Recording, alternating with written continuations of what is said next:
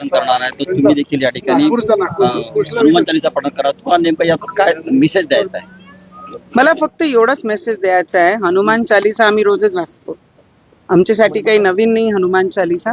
पण जनाब उद्धव ठाकरेजी जे आज नागपूरमध्ये येऊन एवढी मोठी हिम्मत करून आमचे मुख्यमंत्री साहेबांचे घरापाशी येऊन राम रक्षाचं जे पठण करत आहे, त्यांना माझा एवढाच प्रश्न आहे, तुम्ही अयोध्या गेले काय?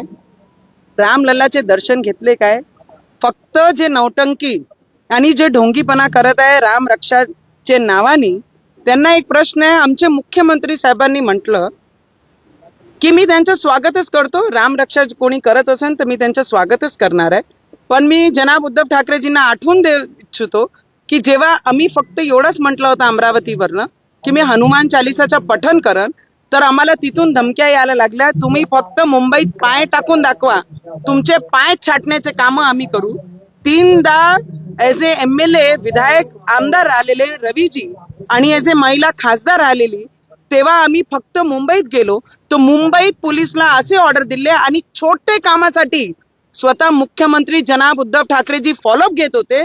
पोलीसवाल्यांना सांगत होते की त्यांना घसीटून गाडीत बसवा आणि बसवल्यानंतर पूर्ण रात्र मला लॉकअप मध्ये ठेवला.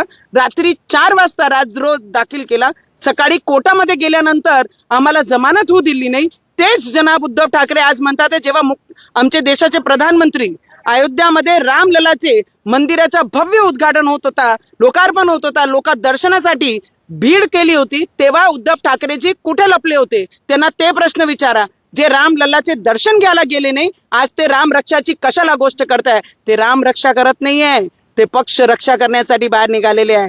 जनाब उद्धव ठाकरेजी, तुम्हाला माझा प्रश्न आहे, आमदार खासदार सगळे गेल्यानंतर जे उरले सुरले तेही जाईन, मी आणि आदित्य राहीन, तिथपर्यंत वाट पाहिली आहे तुम्ही. खूप बहुत समय लगा दिया राम जी को याद करने के लिए. राम जी को जो करना था राम जी ने अच्छे से कर लिया. जो बाळासाहेब ठाकरेजींचे विचार जिवंत ठेवू शकले नाही, ते दुसऱ्यांना बेईमान ठरू शकत नाही. आणि यांनी कटप्प्यासारखं आमचे मुख्यमंत्री साहेबांच्या पाठीत खंजर खुपसण्याचं काम जनाब उद्धव ठाकरेजींनी केलं होतं. आणि आज आम्ही कोणीच नाही त्यांना काहीच बोलणार आहे.